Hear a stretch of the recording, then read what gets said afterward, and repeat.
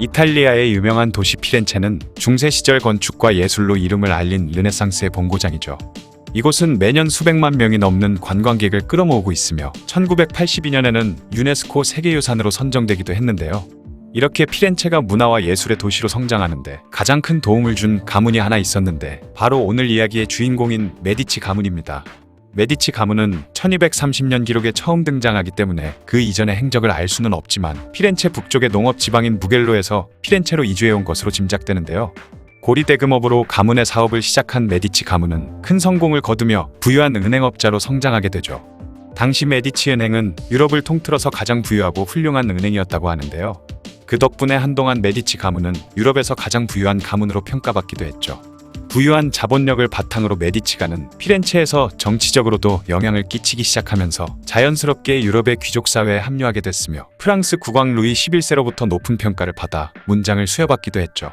마침내 1434년 코시모 대 메디치라는 사람이 비공식적인 국가원수 자리를 인계받으며 메디치 가문은 사실상 피렌체 공화국의 실권자로 떠오르게 되었습니다. 코시모와 그의 아버지 조반니 디비치는 자신들의 기반을 확실히 다지기 위해 은행업과 제조업으로 벌어들인 가문의 재산으로 예술과 문화, 교회를 후원하기 시작했는데요. 당시 피렌체 시민들의 절반 정도가 메디치 가문의 경영지점에 고용되어 일했을 정도였다고 하니 도시 안에서만큼은 그야말로 왕족과 같은 영향력을 가졌을 것으로 짐작되죠. 코시모의 아들 피에로가 정권을 잡은 5년 동안은 그가 예술 후원 사업에 별로 흥미를 갖지 않았기 때문에 한동안 피렌체에 대한 메디치 가문의 지배력이 약해진 적도 있었는데요. 그의 아들인 로렌초 대 메디치대에 들어서는 다시 본격적으로 후원이 시작되며 르네상스의 전성기를 이끄는 데 큰 역할을 했다고 합니다. 당시 피렌체에서는 11월이 되면 몇몇 별장에서 플라톤의 생일을 기념하는 축제가 열렸는데 이 중에서도 학자와 작가, 예술가들이 많이 참여하는 곳에는 로렌초의 모습을 쉽게 볼 수 있을 정도로 그는 문화예술에 많은 관심을 보였다고 하죠. 그리고 로렌초는 소년들에게 좀 더 넓은 교육의 기회를 제공하기 위해 학교를 설립했으며 유명한 이탈리아의 조각가 도나텔로의 제자인 베르톨도 디 조반니를 교사로 고용하면서 다양한 그림과 고대 흉상 그리고 조각들을 학교의 화실과 야외에 세우도록 빌려주기까지 했다고 하네요. 로렌초는 학교를 세우면서 도메니코 기를란다요라는 화가에게 재능이 뛰어난 학생들을 추천받았는데 이때 그의 추천을 받아 입학한 것이 바로 르네상스를 대표하는 거장인 미켈란젤로라고 합니다. 로렌초, 미켈란젤로와 관련된 재미있는 일화가 있다고 하는데요. 어느 날 로렌초는 미켈란젤로가 난생 처음으로 조각칼을 쥐고 대리석 작업을 하는 것을 보게 되었습니다. 당시 미켈란젤로는 노인의 얼굴을 조각하고 있었는데 그의 조각 실력을 본 로렌초는 크게 감탄했다고 하죠. 하지만 아직 경험이 부족한 미켈란젤로는 그저 자신의 상상대로만 조각을 했기 때문에 이를 본 로렌초가 노인들은 이빨이 그토록 온전하기 힘들다는 점을 지적했다고 하는데요. 로렌초가 자리를 뜨자마자 미켈란젤로는 조각상의 이빨 중 하나를 부쉈다고 하죠. 그리고 조각상의 잇몸 부분을 파내 마치 이가 빠진 것처럼 보이게 만들고는 로렌초가 다시 오기만을 기다렸다고 합니다. 잠시 후 그 모습을 본 로렌초는 미켈란젤로의 순진함과 뛰어난 기술에 크게 웃었다고 하네요. 얼마 후 로렌초는 미켈란젤로의 아버지인 로도비코에게 부탁해 미켈란젤로를 양자로 삼았다고 합니다. 그때부터 로렌초는 미켈란젤로를 메디치 가문의 사람으로 대하면서 고귀한 손님들과 만남을 가질 수 있도록 했고 미켈란젤로에게 자신의 비서의 역할을 맡기면서 4년 동안 곁에 머물게 했다고 하네요. 로렌초는 작가와 학자들을 후원하는 한편 귀한 책이나 원고들을 수집하기도 했다고 하죠.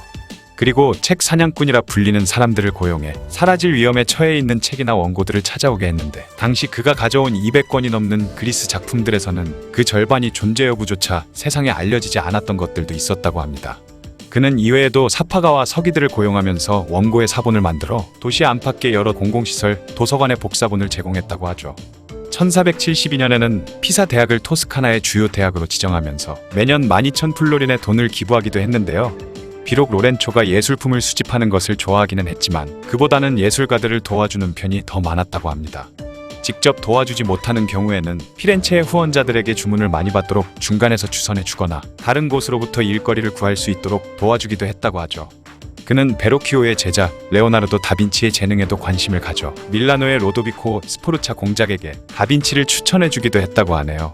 로렌초는 예술품 수집 또는 예술가를 지원하거나 조언하는 것 이외에도 다양한 시를 직접 써보기도 하는 등 예술에 큰 관심을 보였다고 합니다.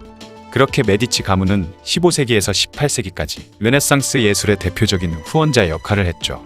그들은 르네상스 시대의 미술과 조각, 건축, 시, 문학, 그리고 인문학과 철학, 과학, 음악에 두루 영향을 줬는데 메디치 가문의 후원을 받아 탄생한 대표적인 작품 중 하나가 바로 보티첼리의 비너스의 탄생이라고 합니다.